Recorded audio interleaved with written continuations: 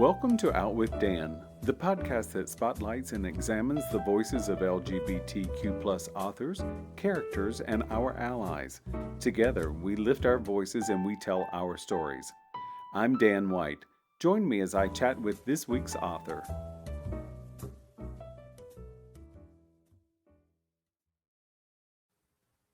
Hello and welcome back to Out with Dan. Today I'm excited to talk to Kevin Cripe about Princess Max Conquers the World. There is Princess Max, the cover of the book. Thank you, Kevin.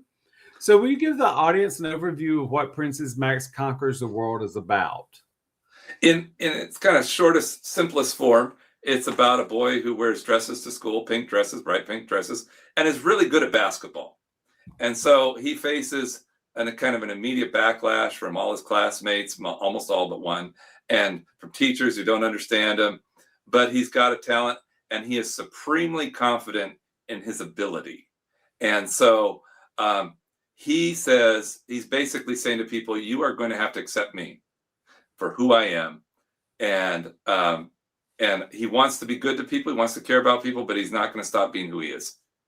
I love it. I love it. So also tell the audience who his parents are, because I love his parents. His parents are Jade Sky and I want to say Captain Pumpernickel, but he has a dad. His dad was part of a rock band, and so I'm just going to read from it. I'll let you know okay. Max was with his parents, Jade Sky and Captain Pumpernickel, and it's not that important, but Captain Pumpernickel was actually named Robert.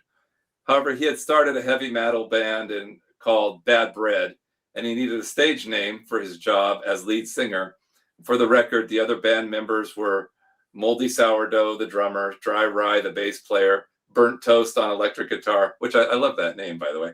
However, when Max was young, he couldn't pronounce Pumpernickel, so he simply called his dad Cap. So, I wanted the parents to be different, and kind of their own people, and they have a son who they just look at and go, okay, we're gonna let our son be our son. So it's not a big deal. I love it. And before Kevin and I started recording, I asked him about the ambiguity of Max and his best friend Nandy. So tell the audience about why you chose sort of ambiguous characters. Because I'm going to tell you a story that I didn't tell you before, but okay. My daughter came out as bi when she was 13. Okay. So there's a story of her. There was a divorce and she was just an angry adolescent girl. So she was trudge off to junior high school wearing all black and black sweats. It could be 100 degrees in the Central Valley of California. She's going to wear black. She's going to be angry. And she hung out with kids who are going to juvenile hall, gangster kids. She was never mean, though. She was never a mean child. She was just trying to find her way. Adolescents do. So one day she's walking, as school's over, she's walking across campus wearing all black, looking angry. And there's a group of popular students and they're picking on a boy who's gay and making him cry. Okay. And so my daughter could do anything. My daughter could join the crowd. She could walk away. She could do anything she wanted. What she chose to do was place herself between the crowd and the boy. And she pointed her finger at the crowd and she said, why don't you guys just shut the F up? Okay. Now, how do you go? How do I know that's what happened? Well, I wasn't there. I was finishing up in my classroom about 20 miles away, cleaning up after school. I got a call from the vice principal of Turlock Junior High. And he says, I'm suspending your daughter for 3 days. I need you to come down and find out what happened. So I drive down and I sit in the office and he tells me the story just like I told you. And I said, my first reaction was, okay, I think 3 days is a bit much for this little thing that happened here. But I'm not even going to argue because obviously she wasn't a good student. She talked too much in class. She didn't do her work. She was hanging out and caused trouble. So I said, I just got one question. What's going to happen to the bullies? And he looked at me and he said, nothing. Of course. And there's a little thing inside me that just kind of, I want to go, and then I know as a teacher, you don't want to say things that get you arrested because I wouldn't look good in orange. And so I said, I just kind of thought, okay, I got to say something here. I said, there's a lot of problems at this school, but most of those problems aren't the fault of a 13-year-old brown girl who wears all black and says the F word every now and then. Most of the problems are you, because you don't even know when a child's done an extraordinary thing. And I looked at my daughter and I said, let's go. And I looked at the vice principal. I put on my smiling, happy teacher face. I said, have a nice day. So we're walking out to the car and I go, okay, Alejandro, a couple things. One's not that important, but don't use the F word at school. Never going to help you. Doesn't help you teachers, doesn't help administrators. I know it's out there all the time. I know you can hear it every day. We just don't need it at school. But the second thing is infinitely more important, eternally more important, which is you did the 100% right thing. You were there for the marginalized. You were there you were a voice for the voiceless. You stood up for someone. And in my 20 years of teaching, 20 plus years, I have never seen a child do that. And so there is zero punishment coming from me. You're going to miss school for 3 days. So you're going to go to grandma. You're going to go to grandma and grandpa's. And I'm telling them, celebrate and have fun. She'd love that because she loved being a grandma and grandpa. And then in my house, the way we celebrate, because I was a single dad, was you got to pick where we went to dinner. So we went to dinner 3 nights. We went to Olive Garden 3 nights in a row. We just celebrated her suspension because she got it right. She didn't use the right language at a school. I can't defend the language, but her action of saying that person's being picked on for just being who they are, and I'm going to stand up for that person. That I want in my children. That's what I want for my students. I want them to look out and go, there are bad people out there who pick on people, and we need to be on the side of the marginal. We need to be on the side of those who are being bullied. And so she was actually with me last night on a different podcast talking about that and talking about the whole thing. And just an amazing girl, not perfect. I'm not perfect. None of my children or students have ever been perfect, but she had the heart to help someone who was hurting. And that boy, I can guarantee you, will never forget it. Never forget when that crowd was picking on them and making them cry, that she stood up for him and said, no, you guys just shut up. And that's who she is as an adult. And I told her, I love you so much. Keep being that person. And I don't care how much money you make or whatever happens in your life, you're going to be a successful person. So that's how I dealt with it. So I wanted Max, it's a long way to get back to Max, who to be a strong person, confident in who they were. You know, Alejandra didn't wear a pink dress to school. She wore all black and she hung out with the gangsters. But Max wears a pink dress. He's confident in who he was. He's going to support his friends. He's going to help people to the extent he can use his talents to help and be himself. And I wanted that. I didn't want to define him or put him in a certain category. I just wanted to be himself and wear a pink dress and let others react to him. And then he could change their world. And so that's how we got to that point. There was a boy also, I'll just add, while I was teaching chess in Boquete, Panama at the library, I had like 9 students, Panamanian students there with me. And my lone American boy, biracial boy, Alex, comes in and he's 8 years old, wearing a floor-length blue dress. And he just looked at me and with a big joyous expression said, this is my favorite Cinderella dress. And I just looked at it. I'd never seen a boy in a dress before. I just go, hey, that is lovely. Okay, come in, sit down. And he was just part of our group. And so all the students went, if Mr. Cripe says he's just part of our group, well, he's part of our group. We got no problem with it either. So just accepting people for who they are, especially children, because children can change a million different directions all over the place. And he some days he wore a dress, some days he didn't, but he knew in my space, it was a safe space that nobody was going to pick on him and he could just be who he was. And so I wanted that to be part of ingrained in the story too. So I wrote the story while I was in COVID in Boquete, Panama. COVID, what a fun time that was in our lives, right? But you know what? I've talked to a lot of authors who did some of their very best work in fiction during COVID. Well, Boquete, which is a small community at about 3,500 feet, a lot of expats live there. The rules were you couldn't go out on the street except one day a week. But okay. I was in a 3-bedroom house or apartment, and I had a 200-yard backyard that extended up a mountain into a rainforest, and I could walk over to a parking lot of a hotel, across this lovely little bridge. I would never go out in the street, but I literally could roam around and hike and do anything. But I'd go back to my house and watch TV and cook dinner, order food because they were bringing food to the house. And so it wasn't the hardest thing. And people in Panama got along with each other. If they said, here's the rules, we followed the rules. And when you were able to go to the store, everyone who was a senior citizen got in first, and there were no complaints. Right. They had stuff set up. Yeah, we're going to do it this way. Nobody was like, oh no, it's this inconvenience to me, I can't live it. No, everybody pitched in the community. So it really was a group of people who said, yeah, we don't know what's going on here, but we're going to work together. And it was a lovely place to be during that time, because apparently in the US there were some people who weren't very happy. Let's just say that yes, that's an understatement. And we live in Los Angeles. I live above the Orange Curtain. If you've lived in California, most people in Southern California know the Orange Curtain is Orange County. Oh, they were taking their Mercedes and Bentleys and driving to LA, causing scenes. It's like, oh, heavens to Betsy, Yeah. But it is. So this is something Kevin and I talked about before we started recording, is the level of anger that we have in our society. Now, Max had a super talent, which was his basketball playing. Your student in Panama, you accepted that student, so did the other students. But there's a level of anger that I don't really remember having seen outside of the races South in the 60s in this country. And I really naively thought we were past that, but I guess we're not.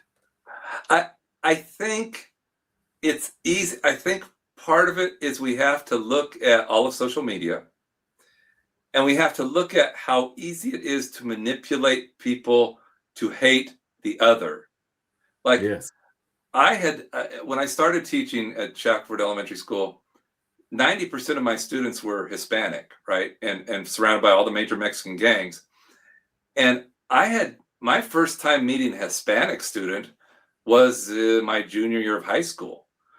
So if you grow up in isolation from people, and then you get a message from above that says, don't trust that people. Don't, those people are different. They're wrong in some way. It's easy to manipulate people. And then you got this cavalcade of social media, which is really, it's harmful to children. It's not very good for adults. It is more addictive than heroin. If you got people that just sit there like this, and it's like, all day long, my name, and blah, blah, blah, blah, blah, blah, blah. And what's on here is such horrible stuff for most people, and really toxic for children. So you take that, and then you try to bring in the idea. I remember I grew up very conservative mom and dad, and loving mom and dad. And I went to a fairly conservative college, a private college in Indiana, Taylor University. I loved all of it. But it was like 22, 23 years old. My dad had always taught me, though, and what kind of made him unique was that he always said, just because someone said it from a pulpit doesn't mean it's true. Think about what people are telling you.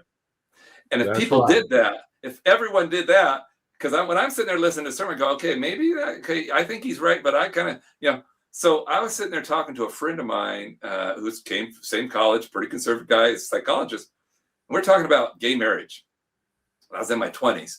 He goes, Kevin, people just born that way. I go, really, Jeff? Because I've grown up with the Dobson. I've grown up. Are you telling me people just born that way? He goes, yeah. So just get over it. And I thought about it. I trusted Jeff. I go, okay, all right, fine. So I evolved from that point to kind of where I am now, having had experiences. I grew up with a certain set of things, but because my dad had always taught me to think first. Don't accept an authority figure just because they're an authority figure. And when you have so many people who kind of live in that religious terrarium, and the gatekeeper is someone who's saying, don't go out, because out there's these people and they do it. And you go, well, why would I want to leave? And if you let them keep you in that, that's where you end up. Poverty is the same way, by the way. If kids don't get out of the terrarium of poverty, they stay in it forever. And so I think it's easy to have those people who are different and make them your enemy somehow, even though you've never met them. And then you combine it with social media, and all of a sudden you have this toxic environment of, you hate everyone. And I remember I was kind of gone on too long, but I was church shopping in San Antonio. And just like I tend to go to church on Sunday. And I went to a place and, okay, we're going to talk about John 3:16. Okay, I'll listen to a sermon about John 3:16. And about 20 minutes in, this guy goes off on this anti-Muslim rant. Just and Muslims are doing. I go, what's this have to do with John? Wow. And this lady next to me come to church for the first time in her life. She just got up and walked out. I ended up going to Travis Park United Methodist Church, and I knew there's going to be a substantial LGBTQ plus community there. And I'd not been in a church like that. I thought, I'm going to go try it. And I've loved it. I just meeting the people, doing the readings, getting to know everyone. It's like a community of people. And what they do really well is they help the homeless. They show up, and 7 days a week, there's people who are unhoused, and they're feeding them, and they're getting them clothes, and they're getting them doctors, and they're providing needs for people who can never pay them back. And I look at that group of people going, look at what they do. And they get persecuted. They're getting persecuted just for being who they are. And yet they're coming and they're helping people in the community who can never pay them back. And I just think that's an amazing set of people. So I just think it's an awesome thing to see. And until you meet someone, you don't know that person. Like, I don't know you, but we've met and we've talked. I kind of like you, right? So right. You seem like a good person to me. And if we just can break out of that kind of terrarium we grow up in, and go see, well, that person over there. And that doesn't mean every LGBTQ plus person is a great person, or no. Everybody's all white people are good people or anything like that. But if we just take the time to talk to people, you find out there's a bunch of good people out there, and we're just trying to piece this thing the best we can. And we often have a lot more similarities than we have differences, given the opportunity to understand what someone else's life is like. Right. And I say, quick story here. My son, Jose, came home one day, and, I have 3 adopted children from Guatemala, brown hair, brown eyes, speak Spanish, right? So Jose said, Dad, the police stopped me today. And I go, dude, what were you doing? He's like 19 years old. I was walking across Cal State Stanislaus campus, and they rolled up on me and told me I had to leave the campus. I go, okay, what were you wearing? Because if you're wearing gang stuff, I got no sympathy for you. If you look like a gangster and police stop you, that's wrong, but it doesn't bother me. And so I was wearing this. I go, okay, that's not. So I called the president of the university. And I go, why was my son stopped by the campus security? And the president, I acted all mad. And he goes, that wasn't us. It was the Turlock Police Department. I go, really? So I call the Turlock Police Department. Hey, why were you stopping my son? Blah, blah, blah. And the guy looked, I think it was the captain. He goes, let me find the report here. It's 1 p.m. My son's drinking a Pepsi, walking across Cal State Stanislaus. And they said, the police reported that your son was walking suspiciously. Kevin, and I look at my son, I go, dude, walk suspiciously for me. And he goes, like this. And I hang up. And it dawned on me, like, I have been an advocate for children of color. I've taught 27 years, taken students to 200 chess tournaments, 14 national chess championships, help them get to college. I have children who are Spanish speakers, brown hair, brown eyes, but I don't live in their world. No.